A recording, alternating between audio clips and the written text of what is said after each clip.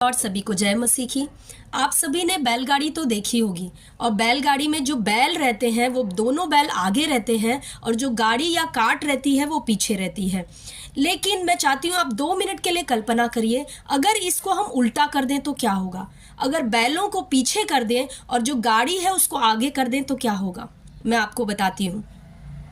बहुत मुश्किल होगी वो गाड़ी को धक्का मारने के लिए बैलों को, और इतना धक्का मारने के बाद भी वो गाड़ी सही दिशा में नहीं चल पाएगी और ना ही वो गाड़ी अपने डेस्टिनेशन या जहां उसे पहुंचना है वो समय पे पहुंच भी नहीं पाएगी। और बैलों को बहुत ज़्यादा एनर्जी अपना खर्च करना पड़ेगा उस गाड़ी को थोड़ा सा धक्का देकर आगे बढ़ाने के लिए भी, और उस गाड़ी पे आप ज़्यादा सामान भी नहीं लाद सकते क्योंकि ये और मुश्किल को बढ़ा देगा। लेकिन प्रियो, क्या आप सभी को पता है हमारे मसीह जीवन में कहीं ना कहीं हम ऐसा ही करते हैं। हम अपने आत्मिक जीवन को पीछे रखते हैं और शारीरिक जीवन को आगे रखते हैं।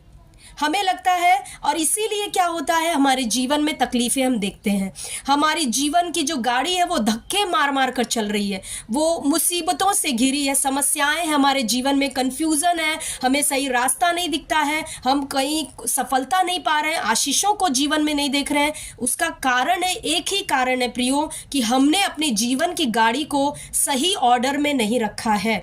हमारे आत्मिक जीवन को हमें पहले रखना है, शारीरिक जीवन को बाद में, लेकिन हमने इसको उल्टा कर रखा है। हालेलुया। वचन कहता है मत्ती की किताब 6 अध्याय 33 वचन में यीशु मसीह ने कहा, तुम पहले ये काम करो, पहले तुम स्वर्ग के राज्य और परमेश्वर की धार्मिकता की खोज करो तो ये सारी चीजें तुमसे जोड़ दी जाएंगी। यीशु ने नहीं कहा कि पहले तुम स्वर्ग राज्य और धार्मिकता की खोज करो और दूसरे नंबर पे तुम फिर ये सारी चीजों की खोज करो। नो, जब आप अपने आत्मिक जीवन को पहले स्थान पे रखते हैं, जब स्वर्ग राज्य और धार्मिकता की खोज को पहले स्थान पे रखते हैं, तो ये सारी चीजें अपने आप जोड़ दी जाएंगी। आपको मेहनत नहीं करना पड़ेगा।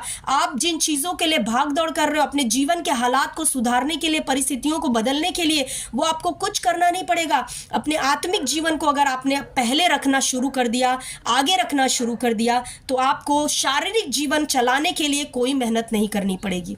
जैसे कि बैल अगर आगे है तो गाड़ी खींचने में बहुत आसानी होती है, कोई मेहनत उसको नहीं करना है। कई बार हमें लगता है कि पहले हम अगर एक हाउसवाइफ है तो हमें लगता है हम अपने घर के कामों को कर लें, बच्चों को संभाल लें, बाद में समय बचेगा तब प्रार्थना कर लेंगे, या जॉब पे जाते तो पहले अपना काम काज देख लें, बाद में समय बचेगा तो प्रार्थना कर लेंगे, और रात को थोड़ा सा धन्यवाद प्रभु को देते, एकाक वचन पढ़ते और सो जाते हैं। लेकिन ऐसा नहीं होना चाहिए। हमें अपने आत्मिक जीवन को पहले रखना है, एक समय परमेश्वर को देना है, अच्छा समय बिताना है प्रभु के साथ, फिर शारीरिक